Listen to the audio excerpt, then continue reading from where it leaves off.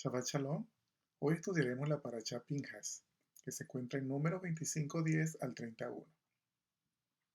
En la Parashá anterior, Parashá Balak, vimos como la acción de Pinjas, que era hijo de Eleazar, hijo de Aarón, al matar al israelita y a la madianita que cometían actos de terrible indecencia ante la congregación, logró aplacar la ira del Eterno, deteniéndose la plaga que él había decretado. Pinjas logra poner fin a esta plaga que había matado 24.000 personas como castigo por haber caído la congregación en inmoralidad con las mujeres moabitas y madianitas. Y ahora en esta parachá, Dios reconoce el celo por amor a él que animaba a Pinjas y lo recompensa con su pacto de paz, mediante el cual él y su descendencia mantendrían el sacerdocio para siempre. Parece irónico que la recompensa por un asesinato tan violento sea un pacto de paz. Los sabios explican que el deseo de Dios era que los israelitas supieran que con su acción Pinjas los había salvado de una calamidad y por eso la recompensa recibida.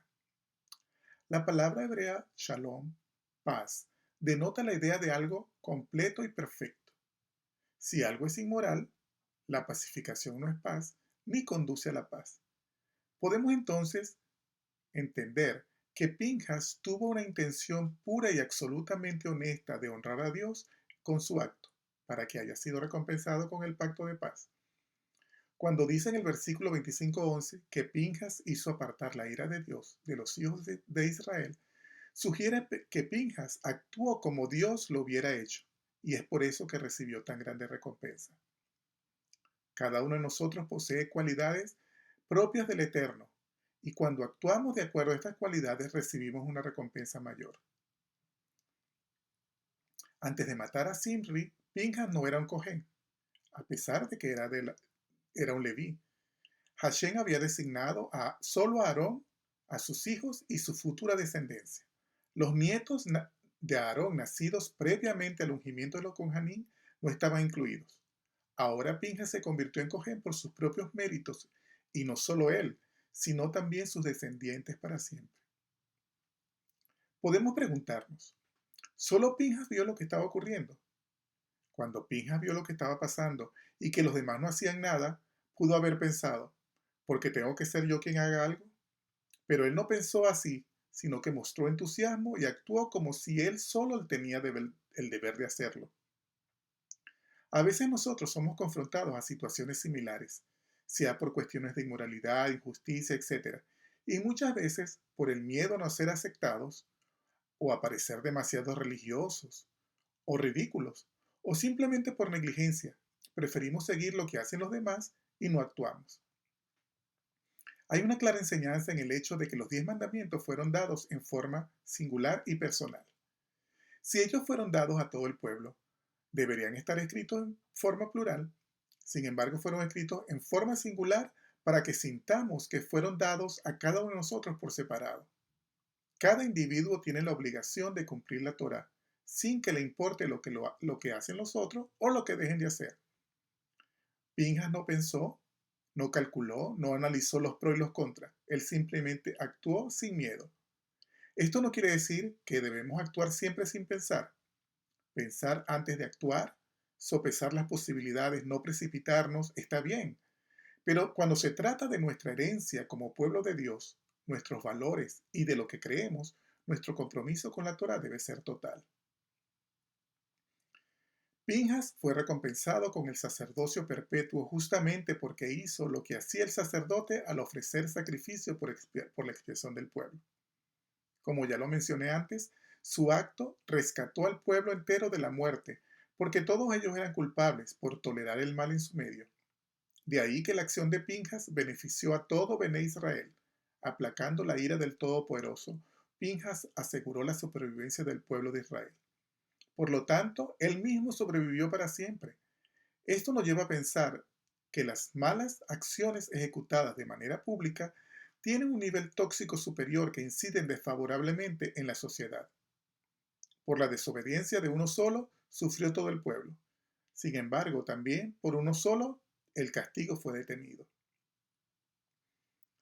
Hay un detalle que es importante notar, y es que la Torá especifica el origen de Pinhas, Zimri y Cosbi. Los ancestros de Pinhas son enumerados para enfatizar que él siguió sus huellas. El alto rango de Zimri es notado para hacer público que un príncipe de su tribu destruyó a su gente con su inmoralidad y le acarreó vergüenza, así como Cosbi, que era una princesa madianita. Pinhas no se contuvo en matarlos por su falta, a pesar del alto rango de ellos. Inmediatamente después de la plaga que golpeó al pueblo, Hashem dio a Moisés instrucciones acerca de la guerra contra Madián. Los madianitas estaban enojados contra Israel por la muerte de su princesa Cosbi y por la destrucción de sus ídolos. Dado que ellos planean traer más destrucción sobre ustedes, levántense y atáquenlos, a fin de protegerse a ustedes mismos, le dice Dios, y les da instrucciones de cómo atacarlos. Mientras otras naciones buscaban solo destruir a Israel físicamente, los madianitas buscaban ir directamente al corazón del pueblo de Israel, conduciéndolo a desobedecer al Creador, fornicando con sus mujeres y yéndose tras sus dioses. Cada quien es responsable de sus actos, y quien comete la falta es quien debe asumir las consecuencias. Pero incitar a alguien a transgredir la Torá es un crimen muy grave, y eso es lo que hacían los madianitas con el pueblo de Israel. En estos cruciales momentos, el pueblo de Israel estaba a punto de entrar a la tierra prometida, y esto constituía una transición de una vida totalmente espiritual, donde el pan caía del cielo, a una vida de involucración con el mundo material, donde el pan del cielo sería reemplazado por el pan de la tierra, el cual requería mucha labor corporal. El idilio espiritual sería reemplazado por los pormenores mundanos de la vida física. A ello se debe que la nación se olvidaba, o tal vez no habían entendido, que Dios los había sacado de Egipto para darles la Torá y para que entraran en la tierra prometida, la conquistaran y se radicaran en ella para convertirla en una tierra santa. Pero en lugar de eso, esta generación, en vísperas de concretizar su misión de santificar al mundo, caía en la idolatría de peor. La Torá nos cuenta también en esta parashá acerca de la designación de Yoshua ben Nun como el sucesor de Moshe. Llama la atención el hecho de que al designar al continuador de la obra de Moisés, el nombre de los hijos de éste no hayan figurado en absoluto. Los hijos de Moisés no son tomados en cuenta para heredar el liderazgo de su padre. Y es sobre Joshua donde cae la conducción. La conducción del pueblo de Israel no se podía heredar. Esto nos hace entender que no sirve heredar y repetir de forma sistemática, pero sin sentido real, prácticas de antaño, ni siquiera el estudio de la Torá y el cumplimiento de las misbot. Si seguimos el camino que nos marca la idea de haber heredado todo lo que tenemos, estaremos afirmando que la única razón por la que cumplimos con la Torá es debido a que así lo hicieron nuestros antepasados, y esto sería un error. Nuestras vidas solo podrán tener sentido si tomamos conciencia de nuestro compromiso personal con el cumplimiento de la Torá.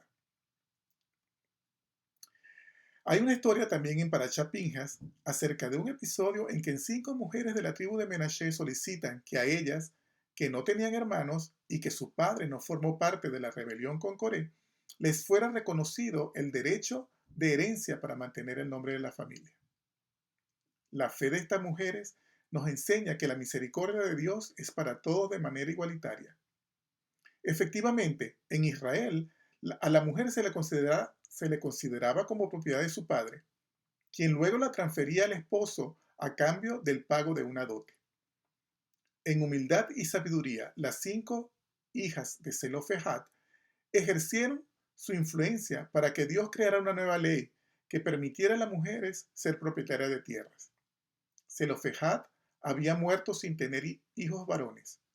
Cuando sus hijas se dieron cuenta de que el nombre de su padre quedaría excluido de la repartición de tierras por no tener ningún heredero varón, decidieron hacer algo extraordinario que nadie había intentado antes. Se acercaron a Moisés, al sacerdote Eleazar y a los jefes de toda la comunidad y les reclamaron el derecho de heredar las propiedades de su padre. Con una actitud humilde, Moisés consultó a Dios acerca de este asunto. Dios le respondió que el reclamo de las hijas de Zelofehad era justo y que se les debía otorgar la herencia de su padre. Lo que ellas hicieron fue bien visto por Dios, y Dios da la orden a Moisés para que se les dé heredad. Con su acto, ellas logran obtener el mismo derecho de los hijos varones a heredar cuando el padre moría. Desde este momento en adelante, todo hombre que no tuviera hijos y tuviera solamente hijas, ellas recibirían la herencia. ¿Qué podemos aprender ver y aprender del acto de estas hermanas? Que ellas tuvieron fe, valor, anhelo por la tierra prometida y no se quedaron solamente en el deseo, sino que se movieron y salieron a buscar que su deseo se cumpliera. Lucharon por sus derechos, pero lo hicieron con respeto. En ninguna parte de la historia se refleja que murmuraron o se enojaron ni se rebelaron contra Moisés. No vemos que digan, por ejemplo, nosotras tenemos derecho igual que el hombre, como se vive hoy en día y como se pretende con la liberación femenina. No debemos olvidar que Dios nos hizo con roles diferentes a hombres y mujeres. Y sí, hay derechos que se han alcanzado y que han sido de beneficio y ayuda, pero tristemente a veces ha sido a costa de rebelión, enojo, coraje y pleitos. Siempre podemos reclamar nuestros derechos, pero siempre con el respeto que se supone y sin violar los derechos de los demás. Dios es justo y recto y no desea que las mujeres vivan en desventaja. Dios ve a las mujeres como personas perfectamente capaces, como cualquier otro ser humano. Quiera el Creador que esta enseñanza nos anime a luchar por la justicia y despojarnos de prejuicios que pudieran impedirnos actuar correctamente. Shabbat Shalom.